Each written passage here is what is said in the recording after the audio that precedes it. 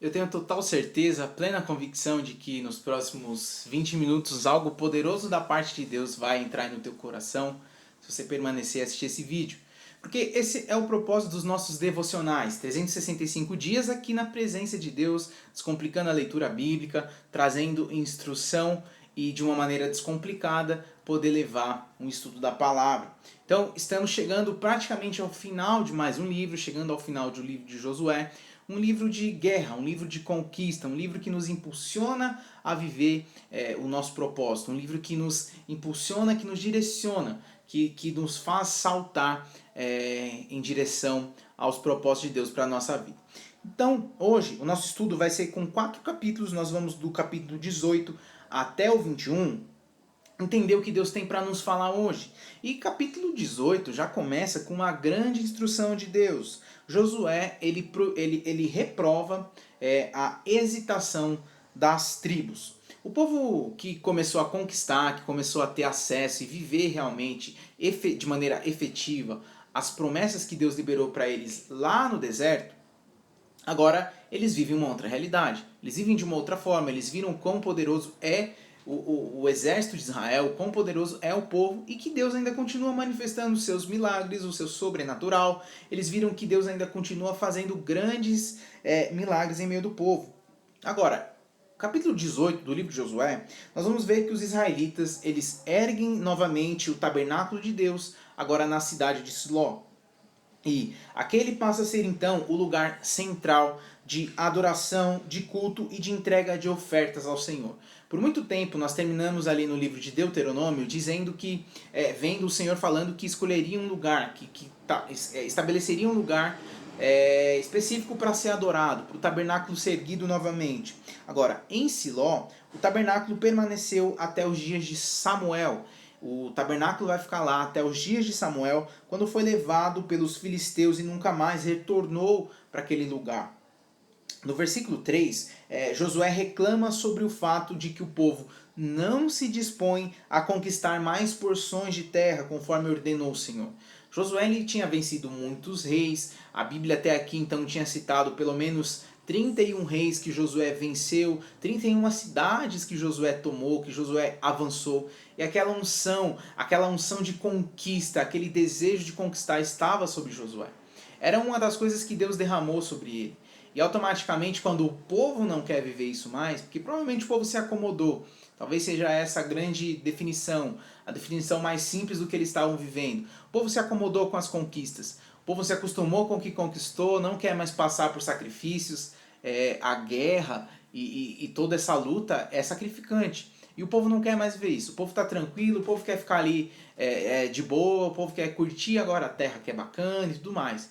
E aí Josué está incomodado com isso. Ele está incomodado porque ele sabe que ele pode ir mais além, ele sabe que pode viver algo melhor.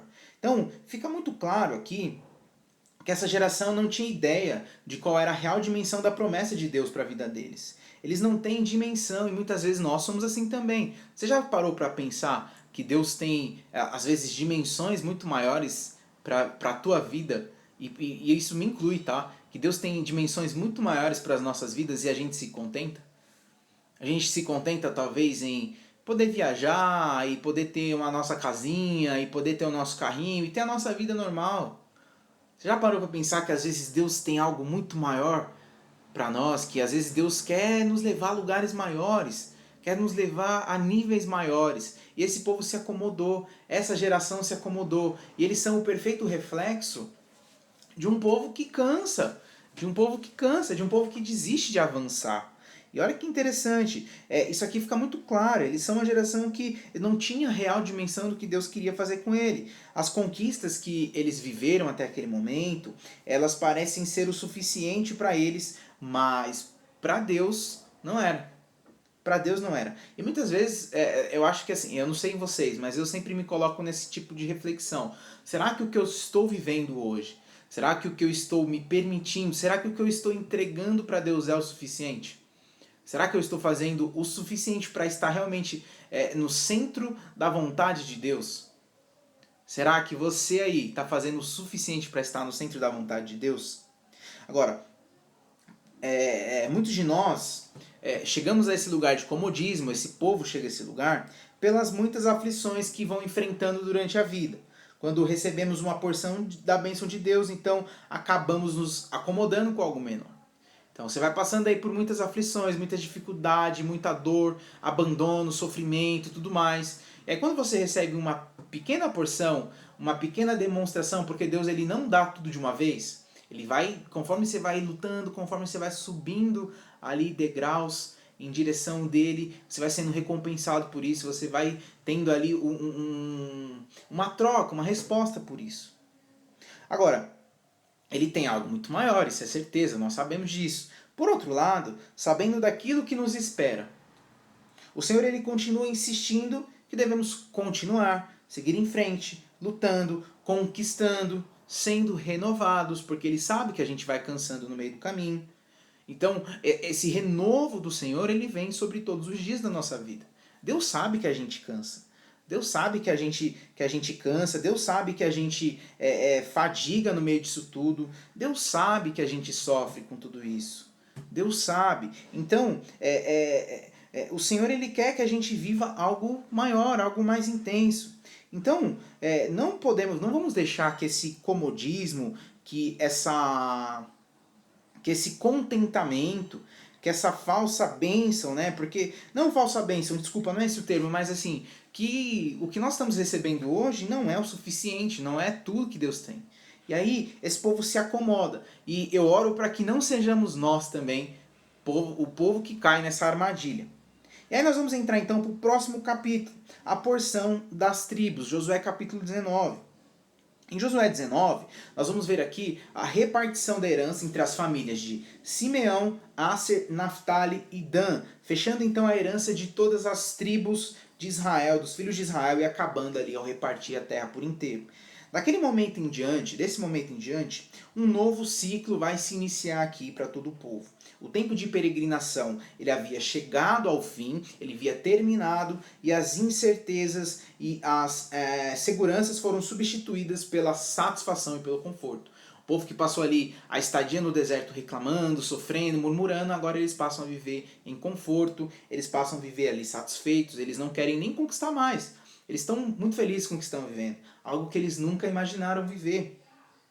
O medo que havia ali no meio do deserto, ele passa a dar lugar à confiança. Agora, Israel era um povo respeitado, era um povo temido. E muitas vezes essa confiança ela pode se tornar uma soberba.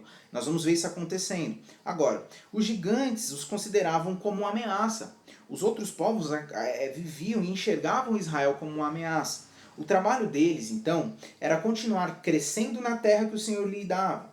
Por isso, e para isso, eles deveriam se manter em obediência ao Senhor, eles deveriam viver de maneira reta, eles não deveriam se apartar dos mandamentos de Deus. Há várias fases e níveis de Deus aqui preparados para a nossa vida. E jamais, em hipótese alguma, nós vamos conseguir sair de um para o outro se nós não estivermos ali no centro realmente da vontade de Deus. Foi o que o capítulo 18 nos ensina, o 19 também está trabalhando em nós. A capacidade de análise que nós temos em nossas vidas para estar no centro da vontade de Deus. Os mandamentos do Senhor, eles preservam a nossa vida, eles nos instruem, eles nos conduz das mais severas adversidades, dos piores pesadelos que a gente possa imaginar. E além disso, ele fecha as brechas que o diabo tenta usar, tenta abrir para nos atingir. Então, o lugar da obediência é um lugar de segurança. Muitas vezes, muitas pessoas passam a questionar e achar que Deus é ruim, que Deus pega pesado no julgamento e nos mandamentos, mas isso aqui é o que nos dá capacidade de vencer as armadilhas que o diabo coloca sobre nossas vidas. E tapa as brechas, as legalidades que muitas vezes nós daríamos para que ele viesse e fizesse com que a gente não pudesse avançar. Então, olha o quão é importante nós vivermos isso e como é importante que nós venhamos a servir ao Senhor da melhor maneira possível. O capítulo 20, ele vai falar sobre as cidades refúgios de Israel. Nós falamos um pouco sobre essas cidades no livro ali de Levítico, nós falamos também em Números, em Deuteronômio também. Agora nós estamos falando mais uma vez dessas cidades refúgio. Em Josué capítulo 20, nós vamos ver aqui o estabelecimento, ele vai falar das cidades refúgio se estabelecendo. conforme a ordem do Senhor. O objetivo dessas cidades, então, só para relembrar vocês, que esse é o contexto do capítulo 20, o objetivo dessas cidades era acolher as pessoas que tivessem, de maneira acidental, tirado a vida de outro, cometido um crime contra outro. A ordem era para que houvessem 3 cidades de cada lado do Jordão, um total então de 6 cidades-refúgio. Ela deveria ser cercada por muros altos e com portões que só deveriam estar constantemente fechados para garantir a segurança do refugiado. Vale lembrar que enquanto o sumo sacerdote estivesse vivendo, se o resgatador dessa família que sofreu ali pela morte de um dos seus parentes encontrasse esse refugiado fora dos muros da cidade refúgio e ele viesse ali ter por vingança, tirar a morte desse homem, ele não seria punido por isso. Então por isso era importante que os muros se mantivessem fechados. E essa dívida, essa questão, esse crime estaria em aberto até que o sumo sacerdote viesse a morrer. Quando o sumo sacerdote morre, automaticamente é zerado todo esse crime. Então esse homem que estava vivendo na cidade refúgio, agora ele pode voltar a viver na cidade normal e ninguém pode tocá-lo, ninguém pode fazer mal contra ele. Então, ao sair dessa cidade, ao sair desses muros, a pessoa estava assumindo um risco de perder a sua própria vida. O grande símbolo das cidades refúgio é o próprio Jesus. Jesus, ele é o lugar onde nós podemos nos esconder até que o perigo passe, até que as adversidades passem. Jesus é um lugar seguro, uma torre alta, aquele que sara as nossas feridas, aquele que cuida das nossas almas. Então, sendo assim, trazendo todo esse contexto, não importa como você está se sentindo agora, não importa como você tem se sentido até aqui, em Jesus você encontrará refrigério, você vai encontrar um refúgio, em Jesus você vai encontrar esperança, em Jesus você vai encontrar força, você vai encontrar vigor para recomeçar. Eu não sei aonde foi que você sentiu as suas dores, eu não sei quais são elas, eu não sei o que te faz sentir ameaçado. Eu não sei o que te faz ter medo. Eu não sei o que te faz sentir ou que te leve a precisar de um refúgio. Mas saiba que em Jesus você tem um perfeito refúgio. Então, nenhum daqueles que se refugiaram em Cristo, nenhum daqueles que se refugiarem em Cristo e que permanecerem nele vão ser confundidos. Pelo contrário, o próprio Deus tem para essas pessoas, tem para você que me ouve, grandes recompensas de vitória por isso. Deus ama aqueles que se achegam a eles. Eu um dia estive perdido, um dia estive desencontrado, um dia estive precisando desse refúgio, precisando desse alento, desse amor, desse carinho, dessa restauração, desse cuidado.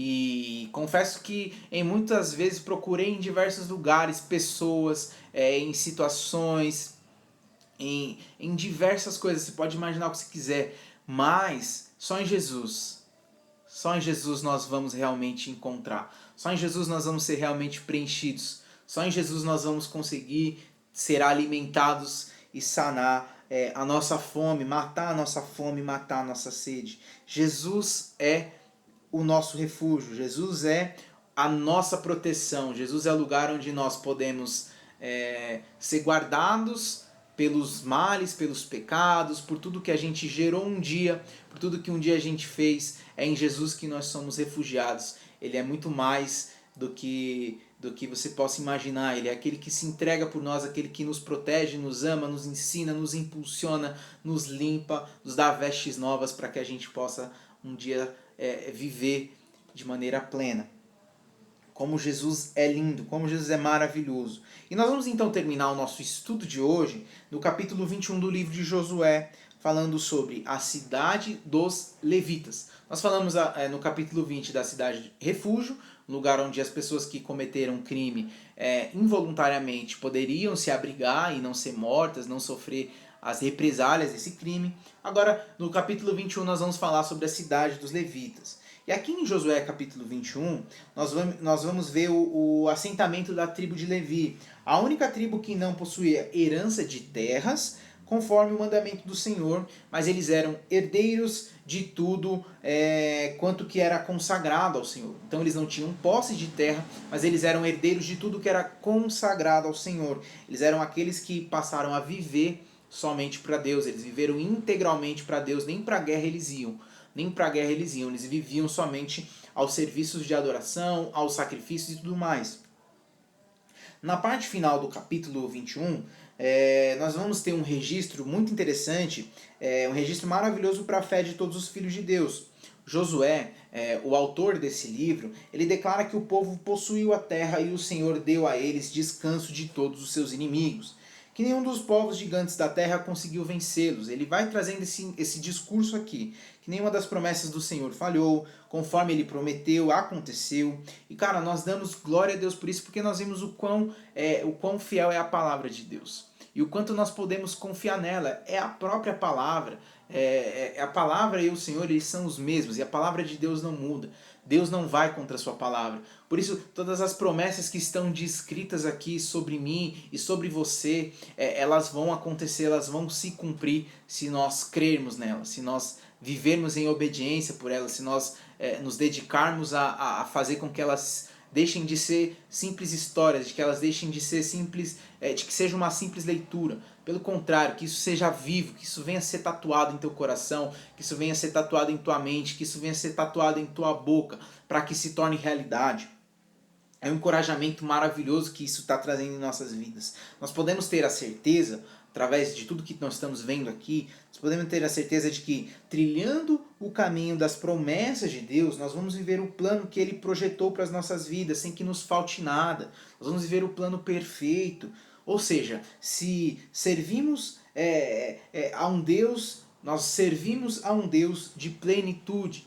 Um Deus que traz plenitude sobre todas as nossas áreas. Talvez não de maneira instantânea, talvez não no tempo que você espera, talvez não da forma que você deseja que aconteça, mas um Deus que traz plenitude e abundância sobre nossas vidas. Nós servimos a um Deus grande, nós servimos a um Deus que é maravilhoso, um Deus que é bom, um Deus que é piedoso, um Deus que é maravilhoso, um Deus que nos ama de maneira incondicional e que nos dá muito além daquilo que a gente merece.